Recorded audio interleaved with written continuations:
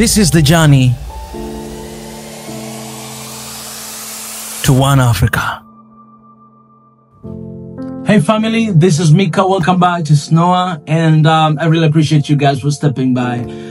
Please subscribe, turn on the notification button. We're trying to hit 500,000 subscribers.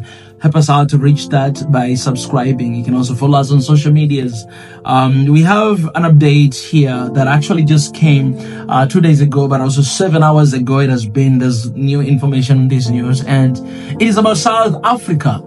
South Africa sets up inquiry into apartheid prosecutions. All right, that's a good news right there. On May 1st, 2025, yesterday, South Africa's leaders, Ramaphosa, initiated a judicial investigation into reported delays in prosecution crimes from the apartheid era dating back to the 1980 and 1990. The inquiry results from settlement discussion linked to a Pretoria court case initiated in January by 25 families and survivors who allege that governments since the end of apartheid have failed to thoroughly pursue investigation into these crimes.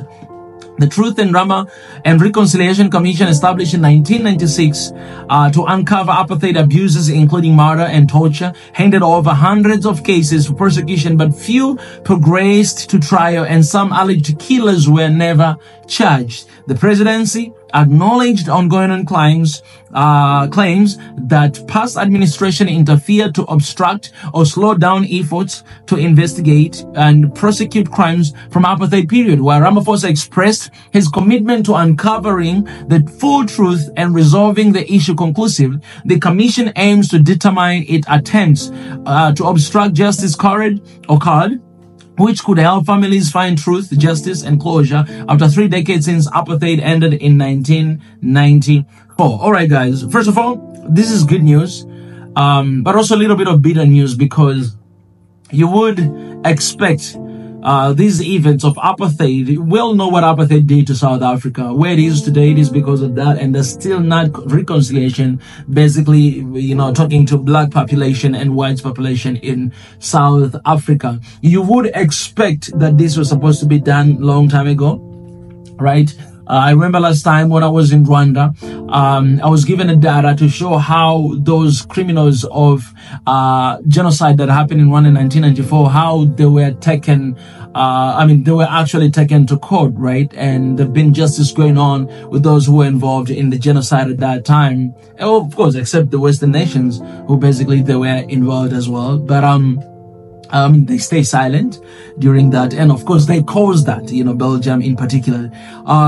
So you would expect for things like this to be done already a lot of years ago, because all the evidence are there and everything is there. There's a lot of families who are inquiring to get their rights, the justice based on what happened, but it is happening today. So I think I always believe to not settling to anything lesser than our value. Do not settle for anything lesser than your value. But when it comes in the context of Africa, there's no but. When you come to the context of Africa, a lot of time our values have been diluted in a way. You know what I'm saying? Something that was committed, crime that was committed, was supposed to be, dealt with it justly a long time ago, but it was not done. Okay, we can see a reason due to different regimes and everything, but it is being done right now. So I think we can take that. I think we can settle that at least we might be able to get justice for what happened. But what happened was really unspeakable. And I think the people deserve justice to what has happened. And the initiative that has been taken by the President Ramaphosa, basically yesterday, to take them to court. Actually, they'll be taken to court. Not yet. It is the first step towards change. All right. This is the year of us being accountable and responsible for our actions and whatever that happened.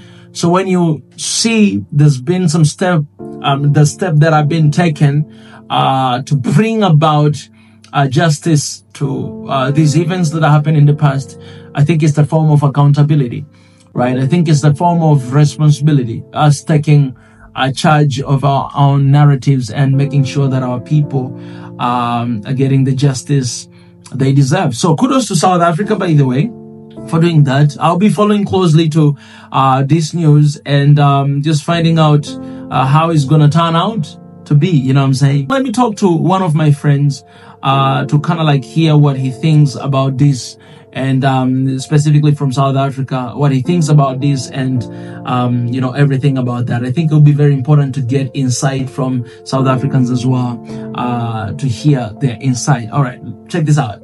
What are your thoughts behind that?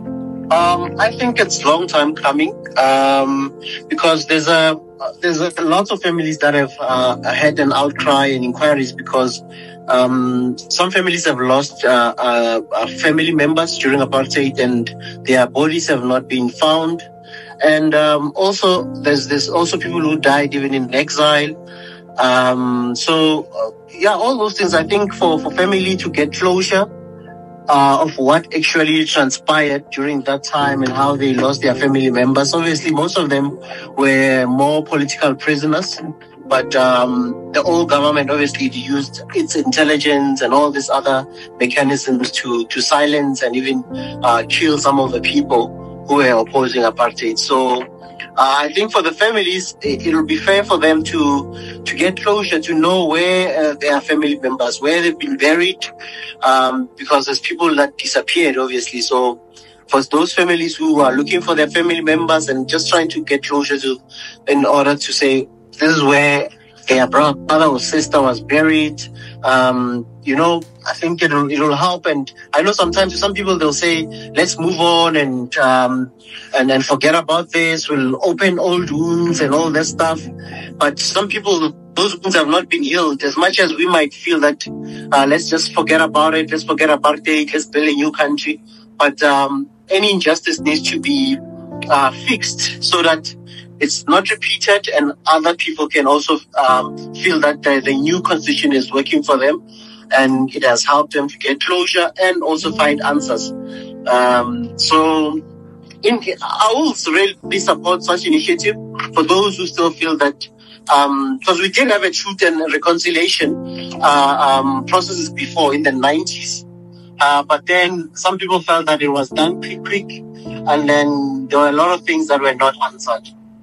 And a lot of people that just got away, they were not prosecuted, or, you know. So, and there's just mixed views. There's people who say, let's just move on. Let's heal from the past. Let's build a new country. And others say, we want to build a new country, but we want to find answers. So it's about balancing all these things, all these views to say, let's also give those who feel like they have not found closure. Let's give them closure. Those who feel that they still have missing family members, let them also find closure in getting those people who were killed, the political people that were active. Yeah, absolutely. Yeah, it's a little bit hard to move on without having a closure. So I think the point that you're mentioning, it is very important, and it's good if the government will take that way seriously and kind of like to give the closure to all the people who were affected during that time, which it's a lot of people, to be honest. Yeah, His Excellency. Yeah, His Excellency, thank you so much for your insight. I think that is all, but I really appreciate you coming in and being ready to just wait in right away. Thank you, man. Thank you, His Excellency. All right. God bless. God bless. Hey guys, so that was part of the family. His Excellency Ezra just gave us a little bit of insight of what is happening and what he feels, and I think he represents a lot of South Africans out there. Let me know in the comment section, what do you guys think of this news, and anything that you'd like to suggest or to share. Let's go down below to the comment section. I appreciate you guys for stopping by. I'll see you very soon. Ciao.